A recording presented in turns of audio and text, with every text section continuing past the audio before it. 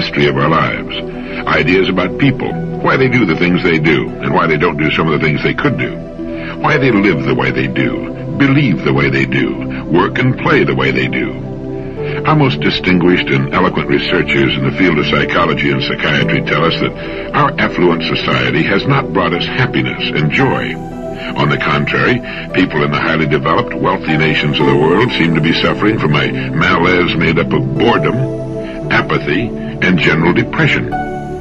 We know that people are at their best, that is, they seem to be happiest and most energetic, when they're striving toward the fulfillment of what seems to them to be good and worthy ideas. Isn't that true?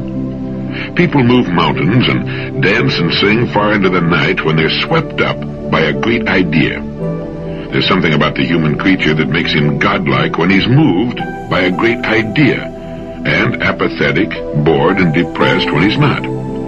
Wherever you find boredom, you'll find the absence of a good idea, in a child or an adult. People are depressed and bored when they know deep down in the very fibers of their being that the life they're living is not what it could be, not what it ought to be.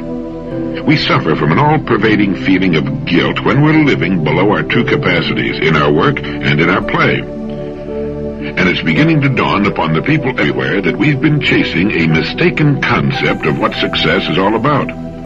We've confused means with ends. We'll find success, each of us in his own way, when we find ourselves, and when we do, all things that we want and need will be added to our lives. The journey of self-discovery, the journey into meaning, is the most exciting on earth and the most rewarding. When we're gripped by a good idea, a succession of good ideas really, because one leads to another, we're at our best, our happiest. We may not know that we're happy, but we are, and our lives are characterized by a feeling of worth, of purpose. Ideas bring the fresh, clean air of renewal into our lives, into our home lives, into our business lives. The real fun of life is in continually bridging the gap which lies between where we are and where we want to be, and from what we are to what we wish to become. There are three main departments of living with which we should concern ourselves and in which we should succeed. They are, number one, our family lives. Number two, the way we spend our days, on the job and off. And number three, our income. The purpose of this program is to help us find more meaning, more real success in each of these vital departments. First, just a word about listening. You know, when we listen, and especially to information that involves us personally, our minds only pay attention to what we're hearing until something we hear triggers an idea in our minds.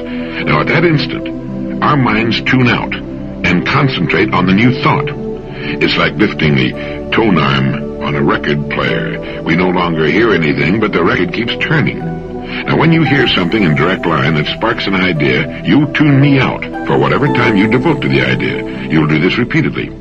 The next time you listen, you'll tune out at different times. Because of the way we listen and because our attention will dart from what we're hearing to what we're thinking about,